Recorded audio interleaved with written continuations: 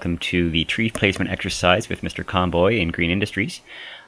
So if we open up our SketchUp model that you have in your email, we can see it opens to a plan view of a 1 acre yard. And if we go over to the pan tool, we can take a look, scroll down, and we have a nice house, but it's got some issues. It needs some trees to help it out.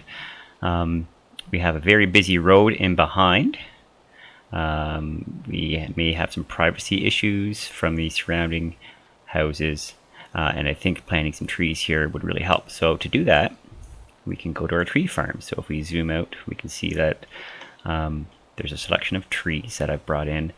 These aren't the highest resolution trees that you could download from the 3D warehouse, but I find if you get the really high res ones, if you don't have a powerful computer, it can start to bog it down and you get some lag time. You move the mouse and then a second or two goes by and then the screen moves and it can get very frustrating. So these trees will do the trick quite nicely. I'm going to get a select tool and maybe try this nice big pine. It's selected. Then we'll go to the move tool and we'll hit the control button to get our little plus sign that says that we're going to make a copy.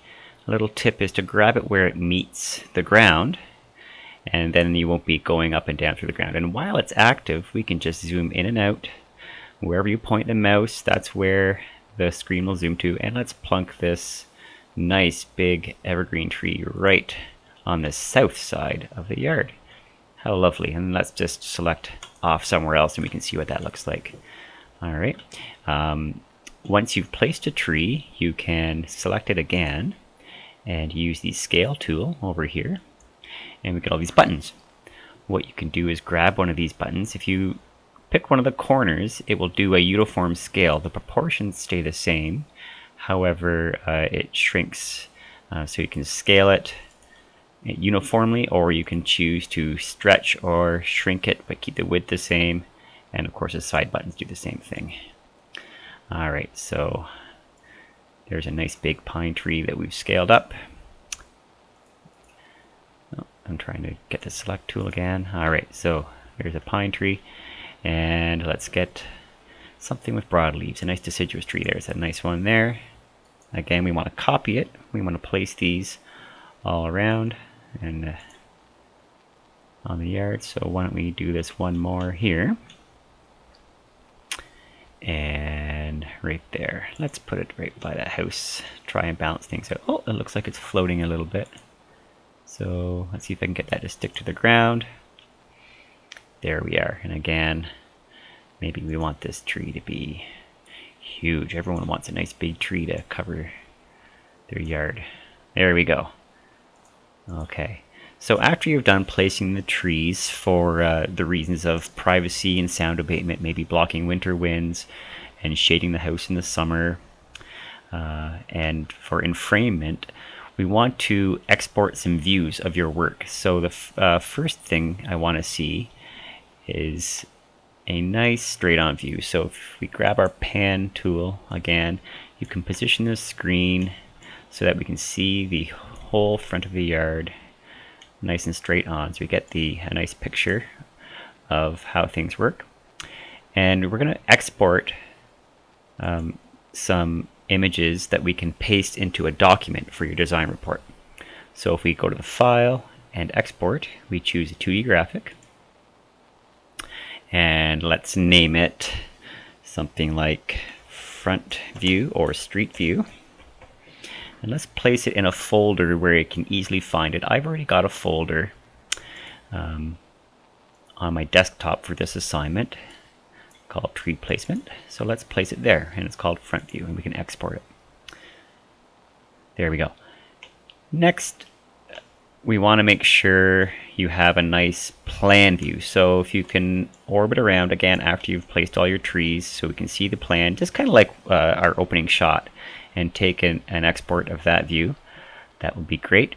And then any other perspectives that highlight your tree placement and show your decision making, so you can get a view and take a shot.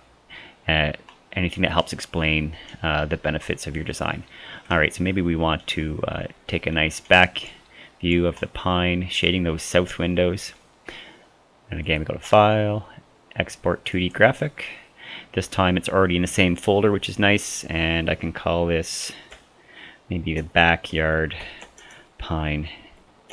Naming them descriptives makes it easier to go and choose them when you want to export them into a document instead of just having picture 1, picture 2. It gets a little confusing. All right, so that file will be exported. So again, remember to copy the trees from our tree farm and grab them by the bottom where they intersect the ground. Anything you do, remember, it's also easy to undo by hitting Control Z. Let's now go to the document. I've already started my design report, and I would like to have a picture to go with my first statement. It says, I place a large tree close to the south side of the house so that I could watch birds and squirrels from the window. All right, a nice picture of the backyard pine would go well there. So if we go to our tree placement folder, and there's our backyard pine. If you just open it up, right click, get a menu, and you can copy, and then right click again and hit paste. There is our image. We can resize this very easily. Right click always brings up a menu. Maybe we would like to crop it. Grab the black bars, and we can crop this image to show just what we're talking about. Oops. Let's try that again. There we go. And just click off that image. If you would like to make it bigger, pick a corner. It'll make it uniform. Zoom again, and there we go. That's how you import an image. So after you've shown your views and written descriptive statements about your logic and reasoning behind them, you can make sure you save your document. And if you save it with your name in the title and email it to me, that will be your design report. I hope you have fun with this assignment and look forward to seeing your hard work.